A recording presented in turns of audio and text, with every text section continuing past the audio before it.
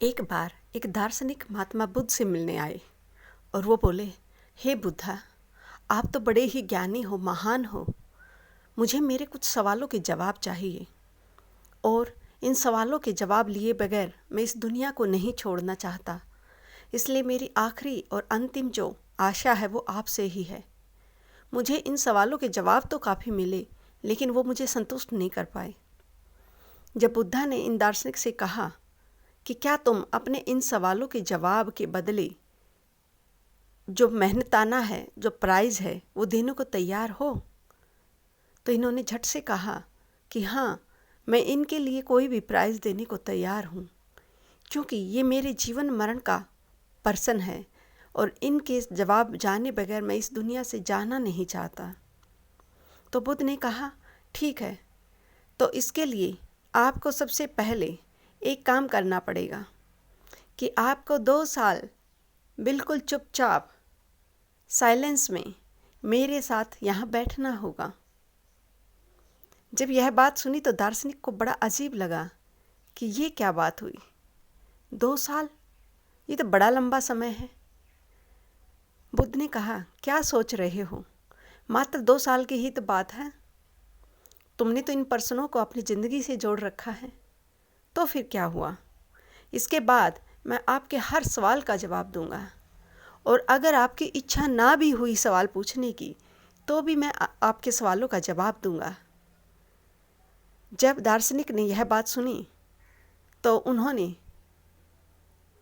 हाँ कर दी इस चीज़ के लिए, और जैसे ही हाँ की तो साथ में पीपल के पेड़ के नीचे तपस्या कर रहा एक और संत, महात्मा बुद्ध का शिष्य, हंसने लगा और उसे हंसता देखकर दार्शनिक को अजीब सा लगा और उन्होंने पूछा बुद्ध से कि ये क्यों हंस रहा है।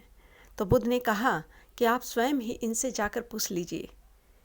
तो वह शिष्य बोला कि सेम यही चीज़ मैं भी बुद्ध से पूछने आया था, तो बुद्ध ने मुझे भी यही जवाब दिया कि मैं तुम्हारे सभी सवालों का जवाब 2 साल के बाद दूंगा। लेकिन जब ये 2 साल होंगे तो आपके पास कोई जवाब ही नहीं मांगने की ज़रूरत होगी, क्योंकि आप अपने क्वेश्चनों का, अपने सवालों का जवाब स्वयं ढूंढ चुके होंगे। धीरे धीरे करके आपके सवाल समाप्त हो जाएंगे। इसलिए अगर सवालों का जवाब लेना है तो अभी लीजिए, तुरंत, क्योंकि उसके बाद शायद आप भी मेरी अवस्था में होंगे, कोई सवाल पूछने के लायक ना रहो और 2 साल के बाद तो आपके पास कुछ बचेगा ही नहीं अगर आप बुद्ध की संगत में बैठकर ऐसे ही मौन रहे। तो वह फिलोसोफर यानी कि दार्शनिक बुद्ध के पास बैठकर चुपचाप शांति से अपना समय वहाँ बिताने लगा और जिसके कारण उसके मन में वो शांति पैदा होती गई और उसके कई अनसुलझे पहलू अपने आप ही सुलझने लगे। लेकिन बुद्ध को तो समय याद था।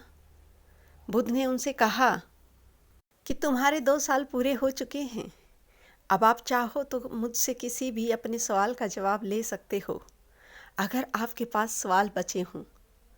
तो उस फिलोसोफर ने कहा कि हे बुद्धा, आपका ये शिष्य बिल्कुल सही कह रहा था कि यहाँ पर 2 साल चुपचाप आपकी संगत में बैठने से कुछ पूछने लायक बचेगा ही नहीं, और आपकी इस ग्रेस के कारण, इस महिमा, इस एक प्रभावशाली आभा के कारण मेरे अंदर जो सवाल थे वो ख़त्म हो चुके हैं। और यह कहकर वह दार्शनिक जोर से हंसने लगा। कहने का तात्पर्य यह है कि आपको जो जवाब चाहिए वो जवाब दिए नहीं जाते, बल्कि उनको रिसीव किया जाता है।